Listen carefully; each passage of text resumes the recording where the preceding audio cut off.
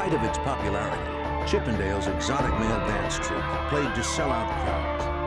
People across the country shelled out millions to see them. Then one of the founding partners was murdered, and New York City police were left with no leads.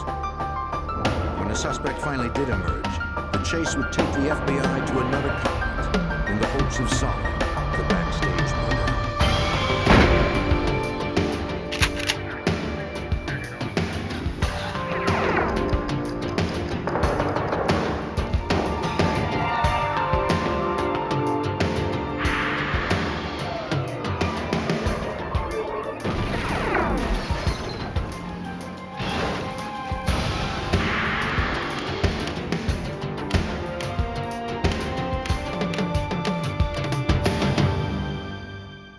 In the 1980s, two partners created a nightclub that would bring them wealth and international fame.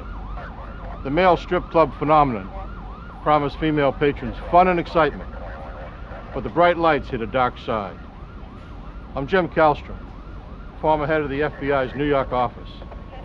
The FBI would launch a sting operation spanning 2 continents to bring down a man who killed for profit.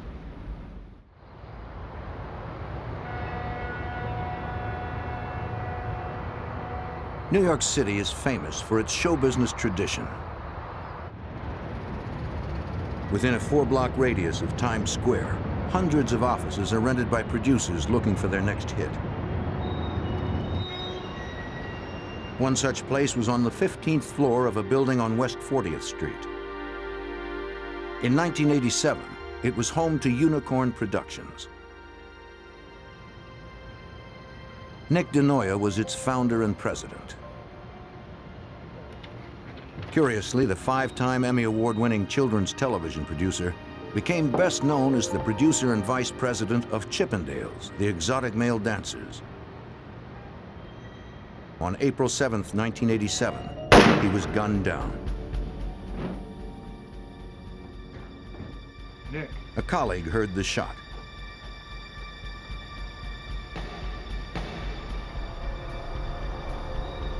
He found DeNoia dead on the floor and called 911.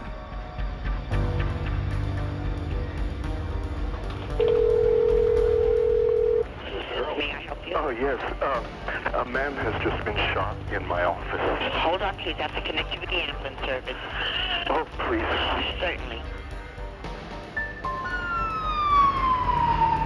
Emergency vehicles arrived moments later.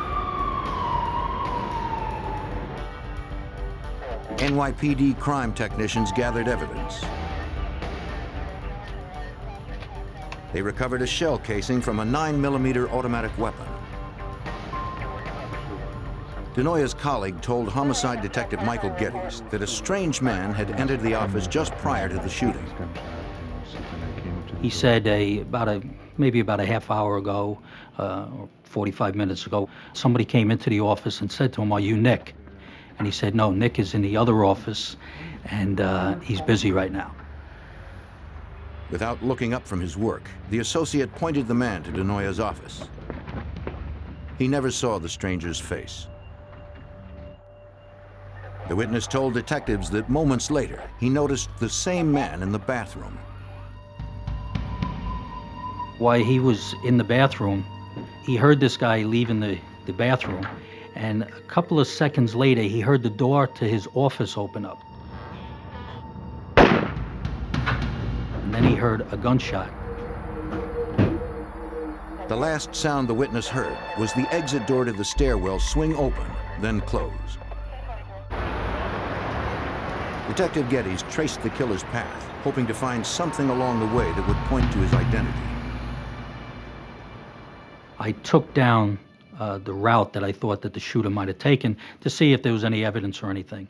And I ran down the 15 floors, I believe it was. And when I got down to the end, there was 2 exits. One would lead to the lobby area, one would lead to the freight elevator area. So I exited out of the freight elevator area, then came back in and exited out of the lobby area just to get a feel for the scene. On the ground floor, detectives investigated the freight area. They dusted for prints, but were unable to lift any that were usable. The freight elevator operator had seen a man run through the door and out to the street. He recalled that the suspect wore jeans and had dark hair. He also gave us the exit of how the fella came out of the building as he exited the building on 40th Street, and when he came out, he made a left towards 8th Avenue. Upstairs, two city detectives arrived with Nick DeNoia's brother Val from New Jersey to identify the body. The men had been close. Val was devastated by the sight of his murdered brother. Afterwards, Val DeNoia came to the precinct to help investigators in any way he could. Nick's brother wanted the case solved as soon as possible. Detective Geddes hoped Val knew something that could provide a solid lead. Being a detective, one of the hardest things to do is to tell somebody, you know, that, hey, we're not going to be able to solve this case right away unless you know something that can help us. And I explained to him at that time, I said, look, if it was something that happened here in the New York area, maybe it was a business relationship here or a relationship, a love relationship, or some kind of emotional type of relationship, we have a good shot of solving that crime right away. For Val DeNoia, one name came to mind, his brother's business partner, Steve Banerjee. Banerjee had known Nick DeNoia since the early 80s. Val told the detective that his brother met him in Los Angeles. Nick DeNoia had traveled to LA hoping to build upon the success he enjoyed in New York. The five-time Emmy Award-winning producer fielded many offers, but one man in particular was relentless in his pursuit. Steve Banerjee, the East Indian immigrant and entrepreneur who had dreamt up Chippendale's male exotic dance revue, wanted DeNoia to fashion a more refined act. Though ladies-only nights in LA were extremely popular, Banerjee wanted a dance troupe worthy enough to draw audiences in New York and Las Vegas. He believed that Nick DeNoia was the man who could make that dream come true. Val DeNoia said that his brother was reluctant at first, feeling the act was too sleazy. When Banerjee promised him all touring rights and 50% of its proceeds, DeNoia accepted the offer. Nick polished the routine and booked the troupe at Club Magique in New York. The newly styled Chippendales dancers became an instant hit. But shortly after his success, Val told the detective that Nick's relationship with Banerjee had soured. Banerjee demanded a larger percentage of the touring profits, but Nick refused to give in. They were always constantly arguing, and they were arguing about different ends of the business, and, you know, it's just like regular business partners, you know, but they were having trouble. And DeNoia was starting to take his troupe out, and he was going to form a new business. He was doing very well. In the weeks prior to his death, Nick was negotiating touring deals for a troupe he designed to compete directly with Chippendales. Stealing market share from Chippendales could cost Banerjee millions. Val offered the detectives his brother's financial records. NYPD set up surveillance at Nick DeNoia's funeral since detectives suspected he'd been murdered by someone he knew. Nick's brother would help identify as many mourners as possible. Nick's partner, Steve Banerjee, was among those who paid their respects. The following day, investigators phoned Banerjee in California to inquire about his relationship with his late partner. For Detective Geddes, the interview had a subtler agenda than fact-finding. We were trying to get what we call a negative interview, you know, where if he says, no, I had nothing to do with it, we were great friends, and things like that, just to try to disprove things that were starting to be said, so if later on it was involved with him, we could just tie it all together. You know, it's, like I said to you, it's Banerjee a real never pity. contradicted what police already knew. You know, He acknowledged that he and DeNoia did not get along and admitted that he was upset that his partner had formed a new dance troupe. Someone who could verify that for you. any help that I can do, officer. Banerjee do let me added know. that on April 7th, the day of the murder, he had been in Los Angeles the entire day. Yeah, you know, That did not rule out the possibility that a hitman had been hired, Thank you very much. but detectives had nothing to prove it.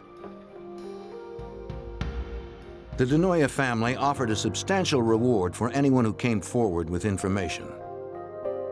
Police received several calls, but none panned out.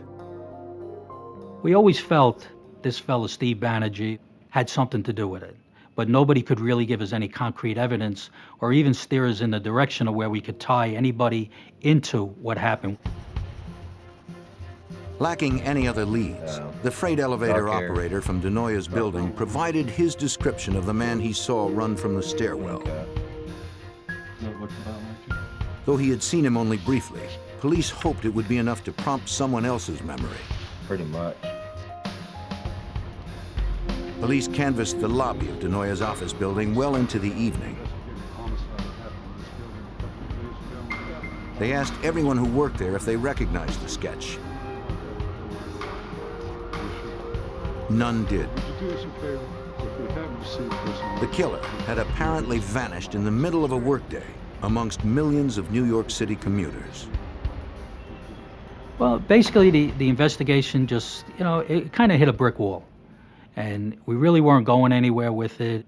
We had a sketch that was out there. There was a reward that was out there.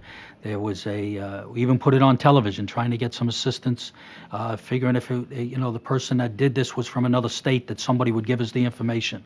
But we constantly hit that brick wall, and it wasn't going anywhere. No new leads surfaced. To New York City police, it looked as if the killer had gotten away with murder. Nick. 4 years had passed since Chippendale's choreographer Nick DeNoia had been murdered in his Manhattan office. The case remained unsolved. Then, in July 1991, over 2,500 miles away, Special Agent Dan West at the FBI's Las Vegas field office received a call.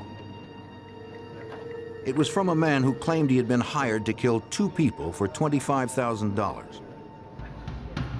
I immediately wasn't sure whether or not he was just a prank call. It's not unusual for the FBI, especially in Las Vegas on a weekend, to receive prank calls, a lot of alcohol flowing. So I asked him to give me specific details of the alleged planned murder. The caller said that a man named Ray Cologne had hired him to kill 2 managers of a male exotic dance troupe touring England. They were competitors of the Chippendales dancers. The source said he did not know why Cologne wanted the men dead, but for some reason the would-be hitman had decided not to go through with it. I'm not sure if the source backed out because of Good Samaritan reasons or because he chickened out. He flew to England and then flew back to the United States almost immediately. I think he flew into Los Angeles and then drove to Las Vegas, basically to hide out. The agent told the source to meet him at the office at 5 o'clock the next morning. He needed to somehow confirm the caller's story. He also said that he had worked with the DEA in prior investigations as an informant, and he provided me with the name of a DEA agent in Houston who could vouch for him. The DEA agent confirmed that he had previously worked with the source and insisted that the man was to be trusted. After the FBI arranged protection for the intended victims in England, the informant described the murder plan. Preparations were made a few days earlier at the Los Angeles home of his former landlord, Ray Cologne, the man who had hired him. Cologne led the would-be hitman to his garage, where they met Cologne's brother-in-law, who had recently returned from scouting the victims in England. Look, man, we want this He told the informant that he could find his targets in the town of Blackpool on July 20th, when the exotic dancers were scheduled to perform there.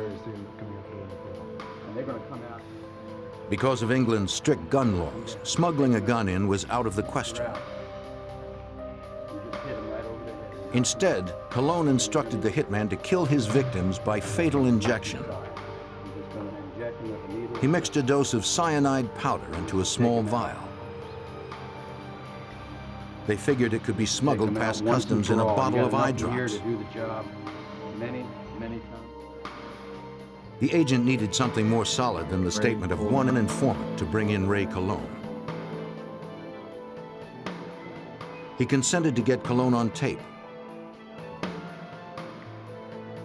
The reformed hitman would call Cologne and pretend that he was still in England.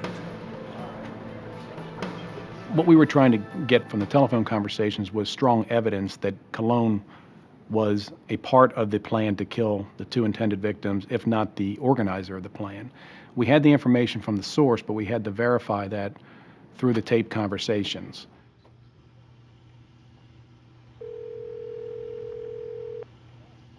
Hello? Ray! Yeah. Barry, buddy! Are you sure that damn stuff is gonna work? It's pretty red, buddy. Yeah, it'll work. Oh, man, I don't want to... But and if you want to add something to it... How long is it gonna take before they croak and hit down? Is that an immediate, if not sooner? Yeah, right. That's probably potent. You can even put a little, if you want, a little Drano in there if you want. Well, it's gonna kill them right away then, huh? Okay. It was evident from the beginning that Ray Cologne was not only a participant in this murder-for-hire scheme, but that he was actually the director of it. Cologne provided numerous suggestions to the source on how to best effect the death of these two intended victims. What wasn't evident from the recordings was a motive for killing two managers of an exotic male dance troupe. Do you know who hired Cologne? During the conversations, Cologne had made reference to a third man who was providing money for the double murder. But the informant told Agent West that he did not know the man's name. 2 days later, on Wednesday, July 25th, 1991, a federal judge in California was convinced that the FBI had enough probable cause to search Cologne's Los Angeles home. What's up? Cologne was surprised by the warrant. It limited the agent's search to cyanide, travel records to England, and correspondence that could link Cologne and his brother-in-law to the intended murder. In the bedroom, they found flyers for the male exotic dance tour in England. Harry, let me have a bag, will you?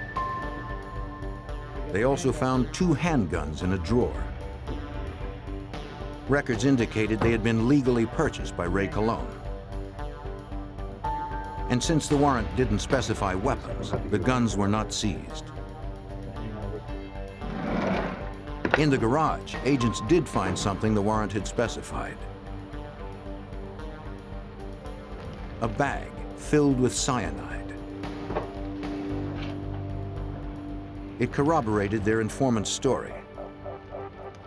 This is what he was talking about. Then, one agent found something that would break the case wide open. During the course of the search warrant, we found Cologne's address book.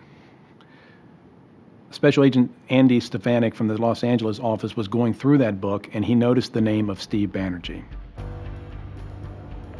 Agent West also discovered that Steve Banerjee, the well-known Los Angeles owner of Chippendale's nightclub, had called Cologne recently. The toll record showed several conversations, several calls going back and forth between Banerjee and Cologne. In addition, that same day, we received the results of interviews from the British police on the intended victims, and both indicated that Steve Banerjee was the only person they could possibly think of who would have a motive to kill them or would even want to kill them.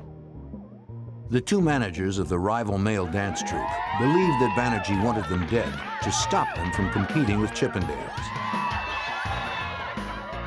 This was the same motive that New York authorities suspected was behind the murder of Banerjee's former business partner, Nick DeNoia. Agents called New York City homicide detective Michael Geddes to find out more about the 5-year-old DeNoia murder. All of a sudden, I got a phone call from the FBI. I really got excited at that point because it was already maybe 5 years, 5.5 years or so. So it looked like we might have the opportunity to give the family their final piece. But neither the NYPD nor the FBI had direct evidence against Steve Banerjee. And agents were still unsure if Cologne would be able to assist the murder investigation. We at that time did not know whether or not Cologne was involved in the Nick DeNoia murder. The composite picture resembled Cologne, but it certainly wasn't a match. Despite their uncertainty about Cologne's role in DeNoia's murder, they had strong evidence against him for conspiracy to commit murder. Faced with stiff jail time, the FBI believed he would talk. Cologne knew that he had to take a hit. There was no question about that. He was caught red-handed in the planning of the murder of 2 individuals. So he had to accept the fact that he was going to go down for some time himself, but that it was going to be a lot less time in jail if he worked with us. On August 2nd, 1991, agents arrested Cologne and his brother-in-law for conspiracy to commit murder. Cologne's arrest would increase the pressure to tell the FBI what he knew about Steve Banerjee and the murder of Banerjee's partner, Nick DeNoia. What the FBI didn't count on was that Cologne's arrest would make Chippendale's owner Steve Banerjee far more elusive.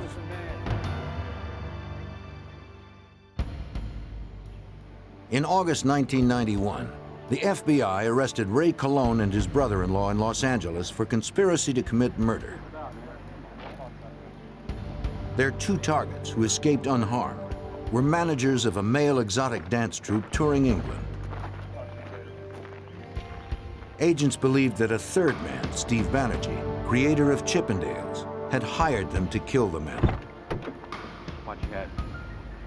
Special Agent Dan West needed more than a hunch to arrest Banerjee.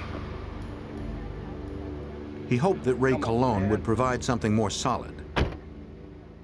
He knew that, that his best chances of getting the best deal were to cooperate with the FBI. He had indicated to us that we only had a small fraction of the story. He took a sheet of paper, he said, right now you have this, and I can give you the whole page. As agents had suspected, Cologne admitted that Steve Banerjee was the man who had hired him to carry out the murders.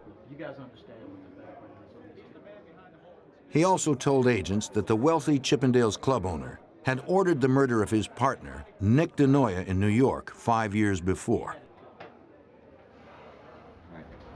For consideration of a lighter sentence, Cologne signed a proffer agreeing to help the FBI gather enough evidence to arrest Banerjee.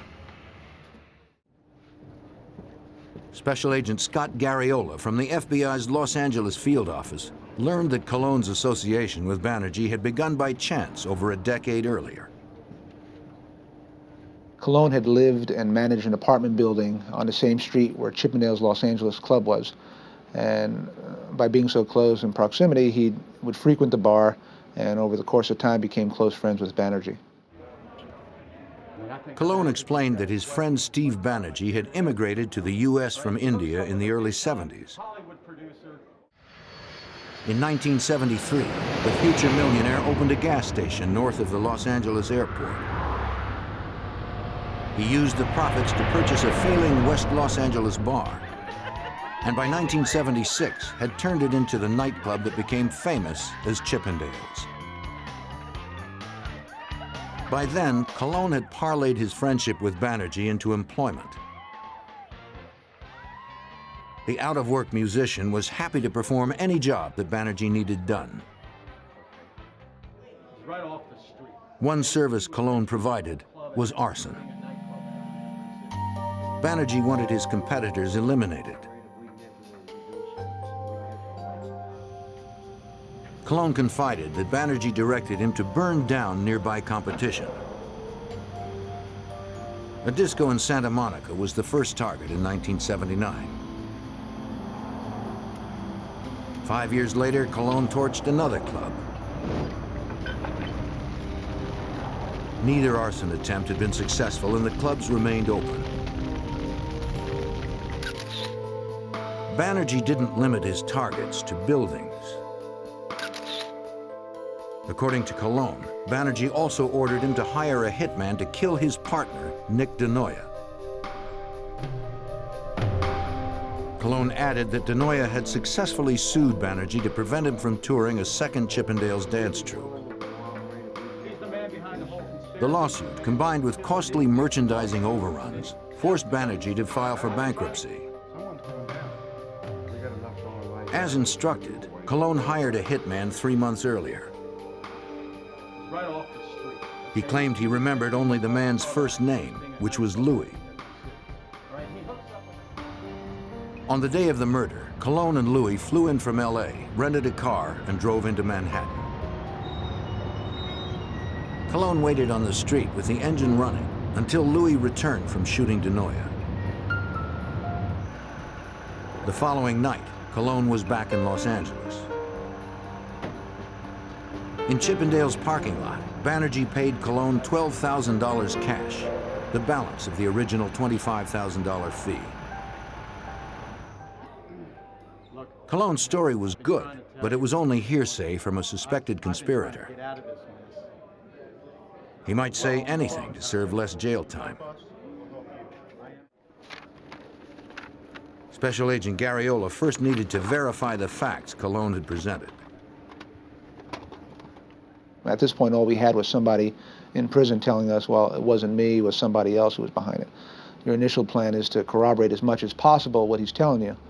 And that's what we did for the first couple of months. With Colon's credibility secured, the FBI set out to get Banerjee and the hitman who killed his partner. Agents figured the only one Banerjee would trust enough to confess to would be his old friend Ray Colon, but they needed to get Colon close enough. We had Colon released out of the jail where he was being housed under a proposed medical furlough because of his health problems. And we started sending communications to Banerjee via letter, messenger-delivered letters, and cryptic phone calls to try and get Banerjee to respond to him. Banerjee refused to return calls or letters. He was suspicious of Colon, despite having paid him over $200,000 at various drops around the city to keep Colon loyal since his arrest. The FBI came up with another plan to compel Banerjee to respond to Colon. We decided to force the issue and set up a meeting on our own terms. And we had Colon waiting across the street from Chippendales one morning. As agents watched, Colon called to Banerjee when he emerged from the club. The Chippendales owner was curious as to why Colon was standing outside his establishment. Banerjee spoke to him in whispers, suspecting he may be wired. Agents had no way of knowing what Banerjee might be planning. We took several precautions. If he hired somebody else, Colon, to kill somebody, why wouldn't he hire somebody to kill Colon? Hoping to strengthen Banerjee's trust, the released prisoner provided the address of a bar where the suspected murderer was to send more money. Banerjee didn't trust Colon, but he couldn't afford to ignore him. He told Colon to pick up his payment the next evening. Agents set up surveillance on the bar. At about 9 o'clock, agents observed Banerjee stopping in front, checking the address, and then driving away.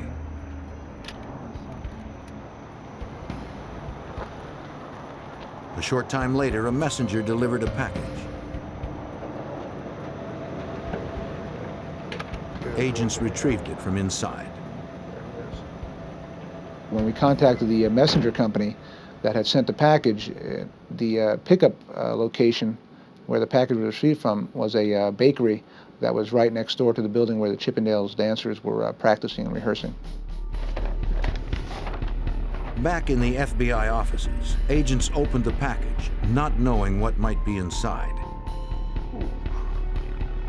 It contained $14,000. I guess we got them both.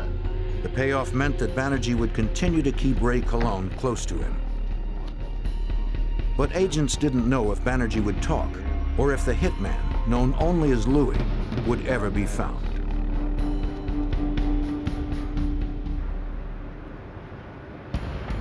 In the summer of 1992, FBI agents continued to surveil Chippendales club owner Steve Banerjee. He was suspected of ordering the murder of his partner more than 5 years earlier. Ray Colon, hired by Banerjee to arrange the murder, had been arrested and was cooperating with agents to capture the wealthy club owner. Wearing a wire, Colon met the East Indian entrepreneur at a hotel in Santa Monica, hoping to get his confession on tape. Special Agent Scott Garriola and his team were stationed nearby. Banerjee immediately motioned for Colon to join him in the men's room. When the two of them went into the men's room, and Banerjee told him to be quiet, not to say a word, he searched Colon about 3 times looking for the wire. Agents worried about what the suspected murderer might do to Colon if he found the wire. Colon's life depended on the FBI's skills at concealment. All right? Okay. Banerjee never found the wire, but it was clear that he did not completely trust his longtime friend Ray Colon. Out in the lobby, Banerjee insisted they communicate through notes instead of speaking. Agents recorded only scribbles and whispers.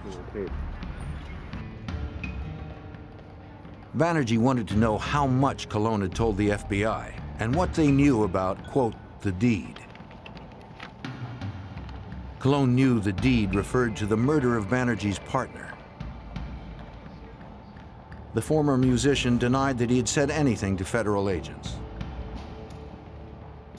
Once again, we were unsuccessful in getting an audible recording due to the fact that Banerjee basically whispered throughout the whole thing and wrote notes. And when Colon would raise his voice and try and talk, Banerjee would shush him, basically, by putting his finger to his mouth and saying, no, we can't talk. Banerjee gathered the notes and returned to the restroom, this time alone. Despite his doubts about Colon's loyalty, Banerjee handed him another payment, this time in plain view of agents. The package held $30,000, more than twice as much as the first. Unfortunately for investigators, there was nothing illegal about giving Colon cash. On its face, it's basically a loan for attorney's fees for Colon. Without the story on tape of how Colon and Banerjee were partners in these crimes, the money basically was not going to be able to do anything for the case. After Banerjee's Mercedes was out of sight, agents hoped to retrieve at least a portion of the notes from the meeting. In the men's room under a toilet, one agent discovered a scrap of paper. It seemed that Banerjee had flushed the rest. Though it held only a small pen mark, it would help corroborate Colon's story when it came time to testify at trial. Colon did not remember the full name of the hitman he had hired in 1987, but he did recall that his first name was Louis, and he lived somewhere in East Los Angeles. Colon didn't have a last name for him, didn't have an address. We had took him out a couple of times, had him drive us around the area, and he pointed out a house that he thought Louis had lived in.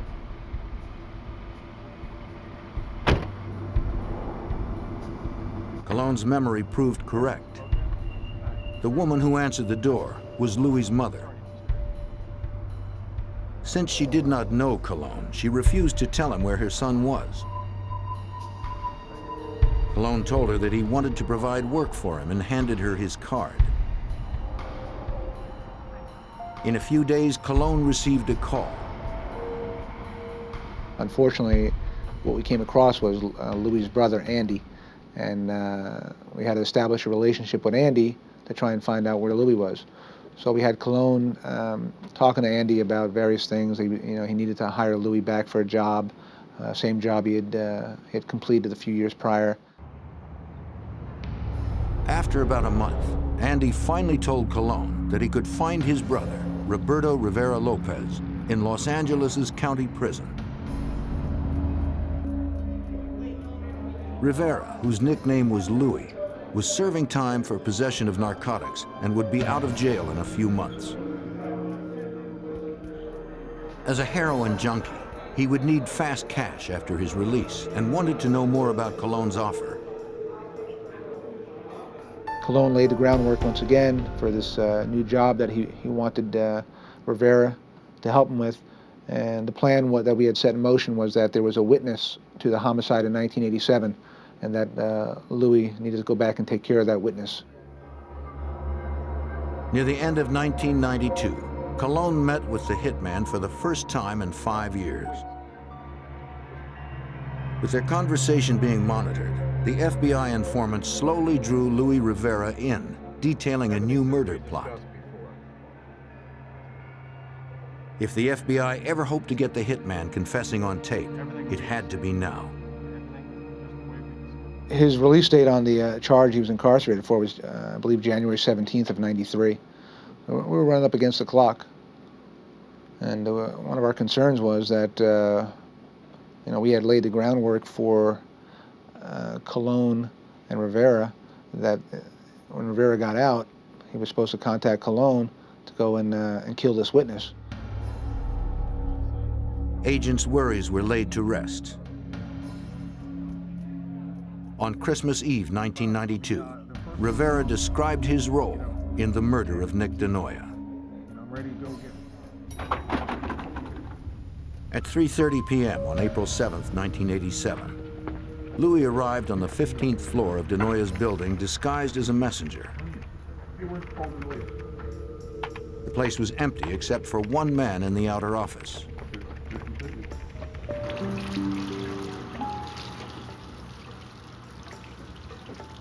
Moments later, when the office worker entered the men's room, Louis exited to kill DeNoia, figuring there'd be no other witnesses to the crime. He found the producer at his desk, pulled out a 9mm semi-automatic, and fired from 3 feet away. The FBI had it all on tape. Ray Cologne had fulfilled half of his agreement with the FBI to receive sentencing consideration on his charge of conspiracy to commit murder. The other half hinged on his ability to secure a taped confession from the man who had ordered DeNoia's murder, his longtime friend, Steve Banerjee. So far, more than a year after his arrest, Cologne had been unable to do that.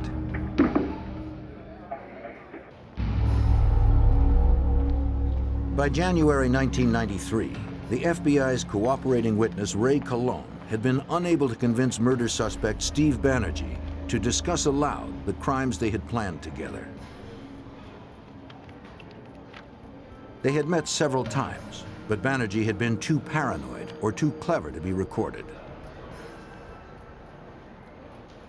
At one meeting, Banerjee suggested he'd help Cologne hide out overseas.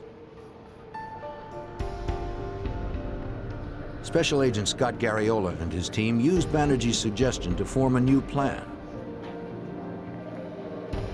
Perhaps Banerjee could be lured overseas to talk to Cologne on foreign soil. I don't think it was too difficult on Banerjee's part to accept the fact that Cologne was going to go overseas. I mean, he wanted to be rid of Cologne. He knew Cologne was the only person that could tie him into these various crimes dating back to 1979. Since Cologne was still on Banerjee's payroll, agents believed it was likely that he would visit Cologne in person to be certain that Cologne had what he needed for an extended stay. Banerjee wanted Cologne out of his life permanently.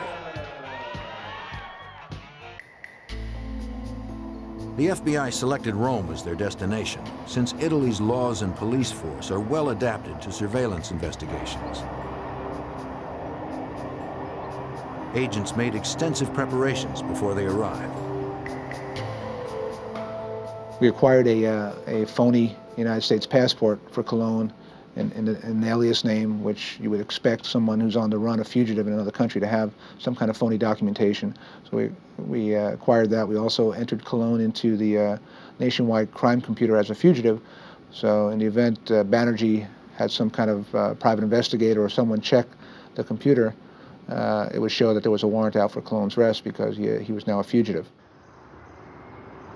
With the cooperation of the Italian authorities, the FBI secured an apartment for Cologne in Rome that was wired for recording. When everyone was assembled, Cologne placed a call to Banerjee in California. The East Indian murder suspect understood that Cologne would use the code name Mr. Underwood when he called. Yeah. Hey, this is Mr. Underwood. How you doing, Steve? So when can you come and discuss the particulars? I cannot go to Italy, but I can go to Switzerland. How about Zurich? Can you come to Zurich? No, that's impossible. Why can't you go to Italy? I know visa. Huh? It takes a month to get it. There was a problem with Banerjee coming to Rome since he was not a United States citizen. He claimed he was not able to obtain a visa in time to enter Italy, and he wanted initially to meet us up by the Italian-Swiss border. Banerjee finally agreed to meet Cologne in Zurich, Switzerland. The FBI had only a short time to make the new arrangements. It was quite a challenge to get everything accomplished. Basically, this was a Friday, I believe, and it was basically one day since no one worked on a weekend back in the States. We had to get everything, all the necessary approvals for the travel, the country clearance. We had to get the U.S. Attorney's Office to contact, through a mutual legal assistance treaty, contact their counterparts in Switzerland to get the authority, the legal authority to do the consensual recordings. It was quite arduous, to say the least. We will take Despite the brief turnaround time, the FBI and Swiss authorities would be ready. across towards the main door. The plan was to wire Cologne for a meeting in the hotel lobby. Afterwards, the informant would suggest continuing the meeting in his hotel room, which would be equipped with audio and video devices planted by a special unit of the Swiss police. The bar. Two adjoining rooms were booked in a downtown Zurich hotel. One room they wired for picture and sound. The room next door would hold the monitoring equipment. Agents hoped that this time, their efforts would finally be rewarded with Banerjee's confession on tape. From the time of his arrival at the Zurich airport, Steve Banerjee would be under constant police surveillance. The plan was for Cologne to call Banerjee and arrange a meeting in another hotel late in the afternoon.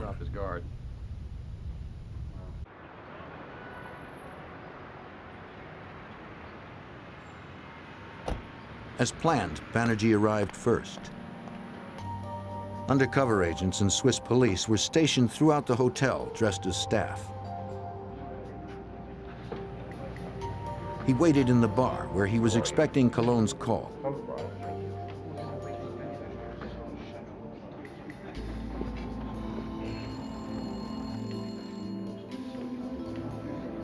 On cue, the phone rang. Cologne was on his way. This was the FBI's best chance to get the recording they had long awaited. To be sure Banerjee's voice was taped clearly, they hid the wire inside Cologne's outermost layer of clothing, his coat. But Cologne seemed nervous and removed his coat when he arrived.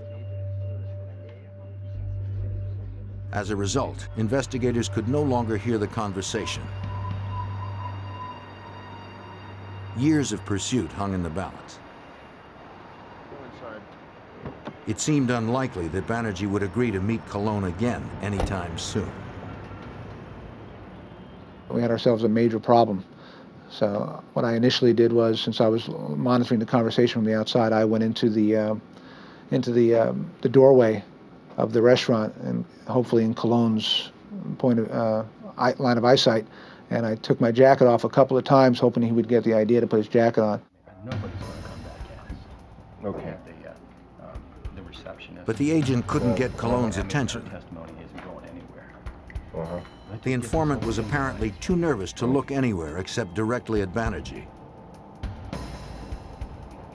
The Swiss police, they came to our rescue. They went in there and they closed the whole restaurant down. They went in and talked to the owner, the manager of the restaurant, said, "Hey, we got a little problem. We need to shut this restaurant down." Fortunately, there weren't too many customers in there, and basically they closed the restaurant down, which forced Cologne and Banerjee to leave the restaurant. After moving to a noisier bar in the hotel, Cologne suggested they'd be more comfortable relaxing in the room where Cologne was staying. Cologne arrived first. He was met by a Swiss technician who attempted to strip the wire from his jacket before Banerjee arrived. Cologne's device was an unnecessary risk since the room itself was wired. We didn't know what Banerjee was going to do once the two of them were in the hotel. They had gone from a public place to strictly a private place, and we were a little concerned at this point for what Banerjee may have up his sleeve. Undercover agents alerted the surveillance team that Banerjee had arrived on Cologne's floor. The Swiss tech retrieved the wire and stepped into the adjoining room.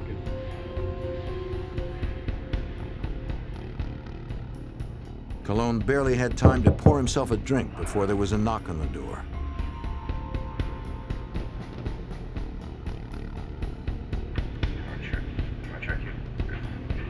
The first thing Banerjee did was check Cologne for wires.